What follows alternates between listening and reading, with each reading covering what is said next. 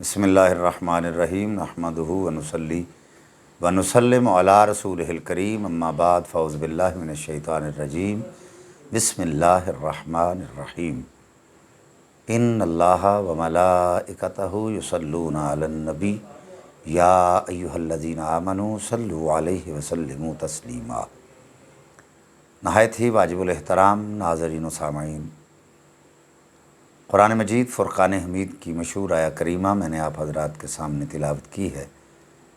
رب کائنات نے ارشاد فرمایا ان اللہ و ملائکتہ یصلون علی النبی، بے شک اللہ اور اس کے فرشتے نبی پاک صلی اللہ علیہ وآلہ وسلم پر درود بھیجتے ہیں۔ یا ایہا الذین آمنوا صلوا علیہ وسلموا تسلیما، اور اے ایمان والو تم بھی اپنے نبی پر درود بھیجو اور سلام ضرور بھیجو۔ جناب بندہ، درود شریف کے حوالے سے قرآن پاک کی یہ آیت اظہر من الشمس ہے۔ اللہ اور اس کے فرشتے نبی پاک صلی اللہ علیہ وآلہ وسلم پر درود بھیجتے ہیں۔ یعنی بہت سارے لوگ ہمارے ایسے ہیں جو یہ بات کبھی اشعار کی صورت میں یا کبھی نثر کی صورت میں یہ کہہ دیتے ہیں کہ درود پڑھنے میں اللہ ہمارا شریک ہے، یا کچھ اس طرح اشعار بھی پڑھتے ہیں کہ درود آل محمد کی ہیں یہ برکتیں کہ لا شریک بھی اس میں شریک ہوتا ہے۔ تو میں یہ عرض کرنا چاہتا ہوں، اللہ لا شریک ہے تو اس کو لا شریک ہی رہنے دینا چاہیے۔ یہ بات ذہن میں رکھیں، یہ جو لفظ صلو ہے یا صلاۃ ہے، اس کے مختلف معنی علماء کرام نے بیان فرمائے ہیں۔ صلاۃ کا ایک معنی نماز ہے، صلاۃ کا دوسرا معنی درود ہے، صلاۃ کا تیسرا معنی رحمت ہے، صلاۃ کا ایک معنی لکڑی ہے، اور دیگر بھی معنی علماء نے اس کے بیان فرمائے ہیں۔ اور اگر اس صلاۃ کو یا صلو کو اللہ کی طرف راجع کیا جائے تو اس سے مراد یہ ہوتی ہے کہ اللہ تعالیٰ اور اس کے فرشتے نبی پر درود بھیجتے ہیں، یعنی اللہ اپنے نبی پر رحمت بھیجتا ہے، کیونکہ اللہ پڑھنے سے پاک ہے۔ تو ہم اپنی بساط کے لیے پڑھتے ہیں، ہم اپنی عاقبت کے لیے پڑھتے ہیں۔ نبی پاک صلی اللہ علیہ وآلہ وسلم ہمارے درود کے محتاج نہیں ہیں، ہم تو اپنی عاقبت کے لیے پڑھتے ہیں۔ ہمارے درود پڑھنے سے نبی پاک صلی اللہ علیہ وآلہ وسلم کا درجہ بلند نہیں ہوتا۔ آقا کا درجہ، آقا کے درجات تو اللہ نے پہلے ہی بہت بلند فرمائے۔ وَلَلْآخِرَةُ خَيْرٌ لَكَ مِنَ الْأُولَىٰ، ہر آنے والی گھڑی گزری ہوئی گھڑی سے بہتر ہے حضور کی۔ تو جناب بندہ، یہ بات نہیں کرنی چاہیے کہ اللہ تعالیٰ ہمارے ساتھ درود پڑھنے میں شریک ہے۔ اللہ تعالیٰ رحمت بھیجتا ہے، ہم درود پڑھتے ہیں۔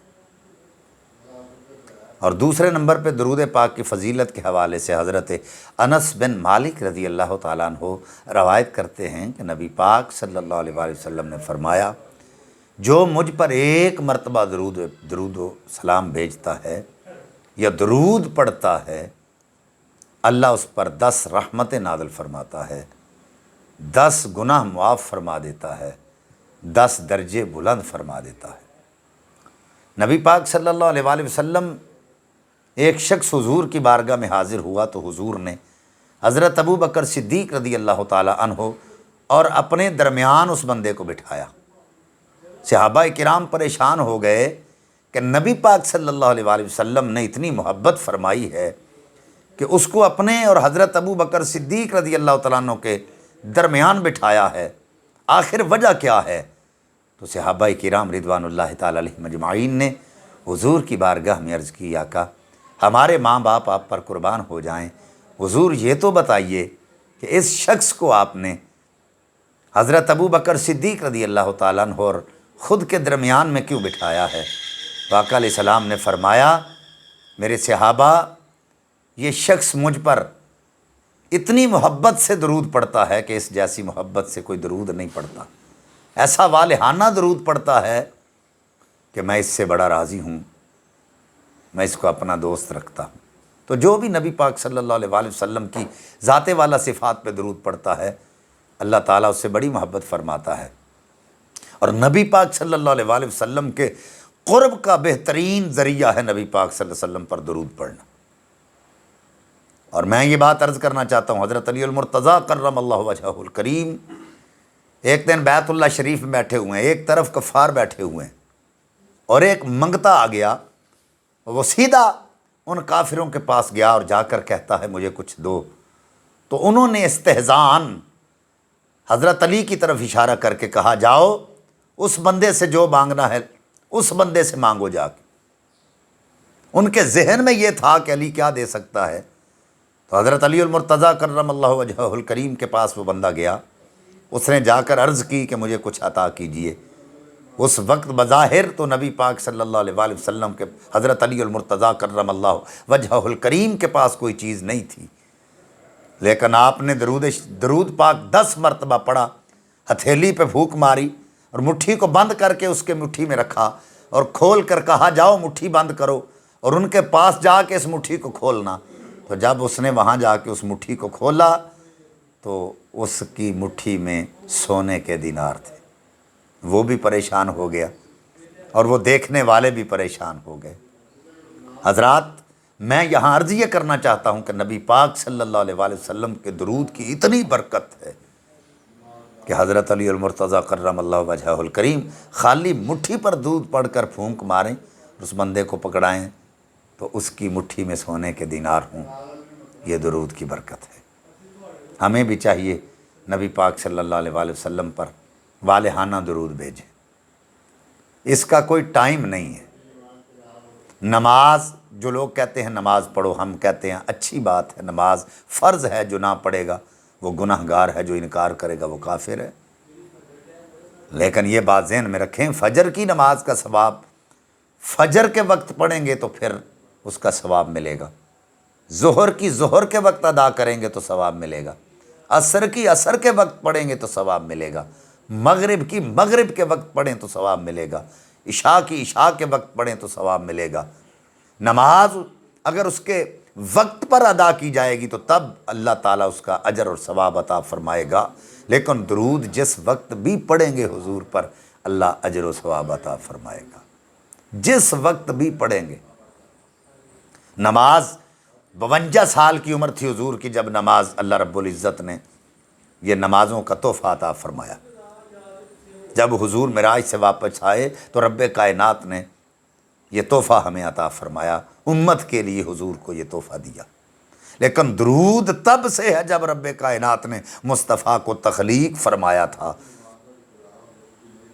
تو جو لوگ نماز کے لیے تبلیغ کرتے ہیں، ہم یہ کہتے ہیں کہ کبھی درود کے لیے بھی کہا کرو کہ نبی پر درود بھیجو، کیونکہ نبی پاک صلی اللہ علیہ وسلم کی زیارت کا یہ بہترین طریقہ ہے۔ تو ہمیں چاہیے کہ نبی پاک صلی اللہ علیہ وسلم کی ذات والا صفات پر والہانہ درود بھیجیں۔